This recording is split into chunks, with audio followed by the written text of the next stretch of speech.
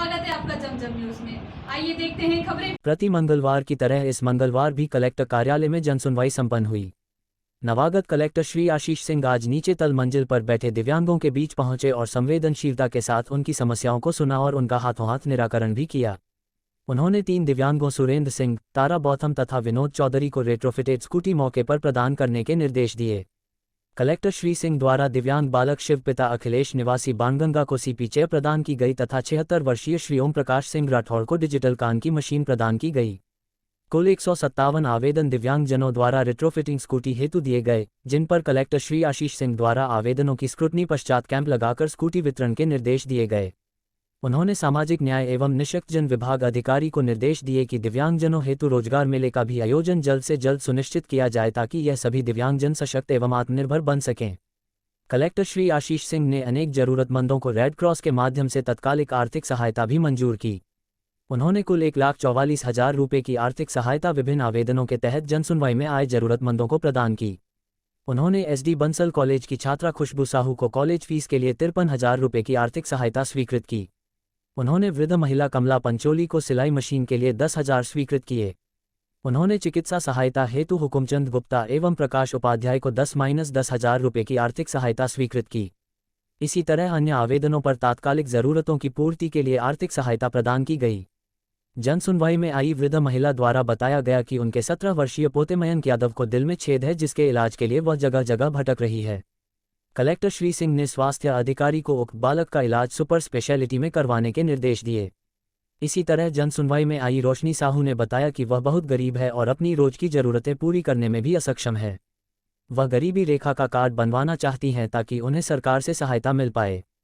Collector Shri Singh ने संबंधित अधिकारी को आवेदिका का BPL कार्ड तात्कालिक रूप से बनवाने के निर्देश दिए। भरण पोषण, अवैध कब्जे, लोन संबंधी अन्य आवेदनों पर भी कलेक्टर श्री आशीष सिंह ने सुनवाई की। उन्होंने सभी आवेदकों को आश्वस्त किया कि उनके द्वारा दिए गए आवेदनों पर समयबद्ध तरीके से कार्रवाई की जाएगी। जनसुनवाई में जो विभागीय अधिकारी समय पर उपस्थित नहीं हुए उनका 1 दिन का वेतन काटने के निर्देश भी कलेक्टर श्री आशीष सिंह ने दिए। उन्होंने कहा कि जनसुनवाई आमजनों की समस्याओं को सुनकर उनका निराकरण करने के लिए एक अहम साधन है, इसमें किसी भी प्रकार की लापरवाही न बरतें। समस्या लेकर आए कलेक्टर साहब से मिले नहीं आप? जी हाँ, मैं मिला था और इसके पहले भी पूर्व के कलेक्टरों से भी मिल चुका हूँ सर मैं। और प्रकरण कुछ इस प्रकार है कि शीतल नगर सहकारी गृह निर्माण संस्था नाम से एक कॉलोनी है रीजनल पार्क के ठीक सामने, जहाँ पर पटाखे वगैरह की दुकानें लगती है ना, उसी के पास में ये कॉलोनी है। 1981 से रजिस्टर्ड है, पंजीकृत है, यानी कि इसका पंजीयन हुआ है। 2003 में मैंने इसमें सदस्य बना था, उसके पैसे भी जमा कर चुके पूरे प्लाट के। और 2013 में मैंने रजिस्ट्री भी करवाई है। इस कॉलोनी में सर कुछ विकास कार्य अधूरे हैं, इसके पहले भी हुए थे थोड़े थोड़े, लेकिन अभी भी अधूरे हैं और कुछ टैक्स वैक्स भी बाकी हो सकते हैं। जी कौन है कॉलोनाइजर?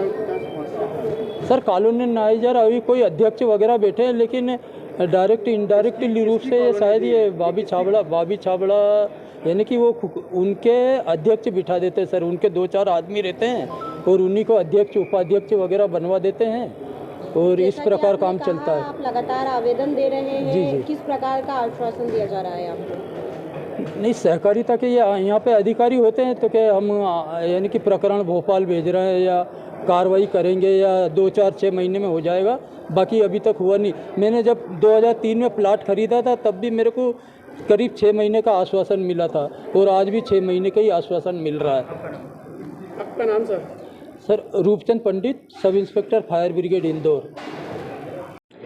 जी हाँ, कुछ सिलाई मशीन से संबंधित भी मदद करी गई हैं। एक बच्ची की जिसकी फ़ीस से संबंधित भी मदद करी गई है और कुछ जो इलाज से संबंधित सहायताएं हैं वो भी करी गई हैं और साथ में स्कूटी वाली सहायता भी करी गई है। सर एक महिला पीड़ित आई थी सर दहेज प्रताड़ना को लेकर, गुना से बाहर से आई हुई है, वो जनसुनवाई में पहुंची। देखिए, ये शायद मेरे पास ना आके जो दूसरे एडिशनल कलेक्टर हैं शायद उनके पास में पहुंची होंगी। आपके द्वारा मामला जो भी संज्ञान में लाया जाएगा उस पर विधिवत कार्रवाई करी जाएगी। सर आज विकलांगों को भी गाड़ियाँ दी, आपने सुना? जी हाँ, उनको सुना भी गया है, कुछ को मौके पर ही स्कूटी स्वीकृत भी करी गई है और 1 या 2 लोगों को भी वितरण भी किया जाए। सर जिला प्रशासन अब लगातार कार्रवाई के मूड में है।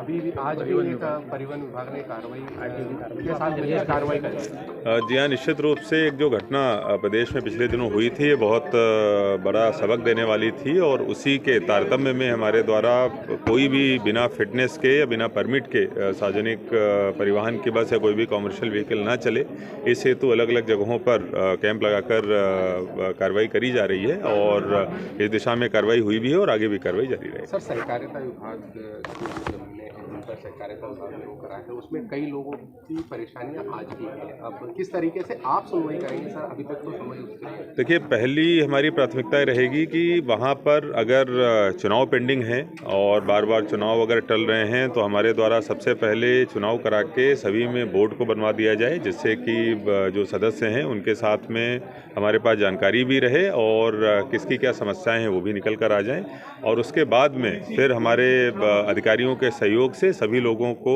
उनका जो अधिकार है या उन्होंने जितना भी पैसा देके प्लॉट का एग्रीमेंट किया है उसके हिसाब से उनको प्राप्त हो जाए, ये हमारी स्ट्रेटजी रहेगी।